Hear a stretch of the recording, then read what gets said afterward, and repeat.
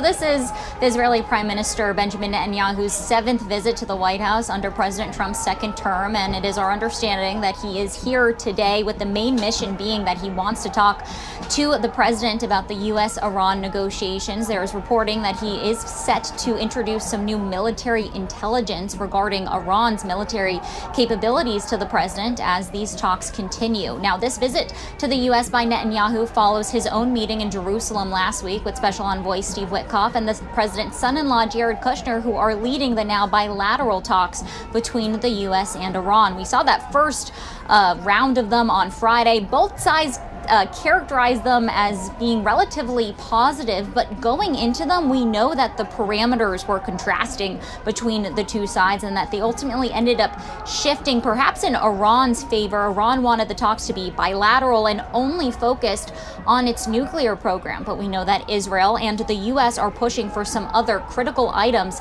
to be on the negotiating table. That includes Iran's ballistic missile program, its support of proxy militia groups, and the U.S. wants to bring in some other regional partners to these talks. If you ask White House officials, they'll tell you that their voices are really critical in the engagement in a bid to try to spur some more regional stability that can be a little longer lasting. So Paul and Scarlett, at this point, Netanyahu is here in Washington. He's not quite yet here at the White House, though there was a meeting set for 11 a.m. Eastern. We're waiting for his arrival, but Iran is going to be front and center on the table today. It is, and you are joining us from the White House lawn. We hear a lot of noise behind you. What's going on over there? At this point, it appears that there is a rather large protest. I will say they're pretty far away.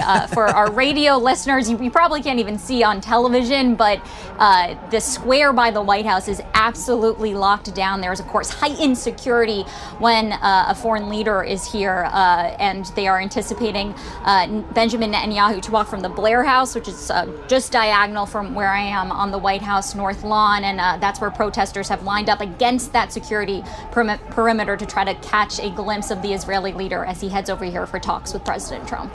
All right, next question for you, which is something that we have been talking about this morning, and it's figured pretty highly in the Bloomberg stories in terms of by reader interest, is the president is considering dropping out of the USMCA, which is kind of NAFTA 2.0. This is a deal that he spearheaded in his first term.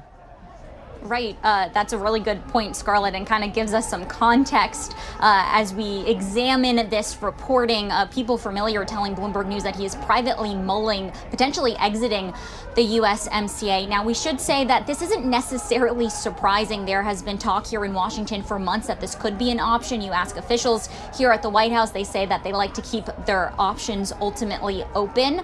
And look at President Trump's comments from just a few weeks ago when he was touring a Ford Motor plant. He called the agreement irrelevant. Now, our reporting does indicate the president has stopped short of flatly signaling that he will indeed pull out, but officials have made clear he's the ultimate decision maker, and this is potentially a decision that could be on the table. We heard from the USTR Jamison Greer yesterday, who spoke about how bilateral negotiations are ongoing, the U.S. and Mexico, the U.S. and Canada, because relations between the U.S. and Canada at this point are very strained. This is consistent with what has been a recent escalation in tensions between the two countries, perhaps kicked off at Davos when the two leaders exchanged some tense words. President Trump revoked that invitation for Mark Carney from the Board of Peace. He then threatened 100% tariffs over Canada's pact with China, 50% tariffs targeted at Canadian aircraft, and then just in the last week is now threatening to block that critical bridge that's been built between the U.S. and Canada. So there's been a lot of escalation recently, which has led analysts to say perhaps this is posturing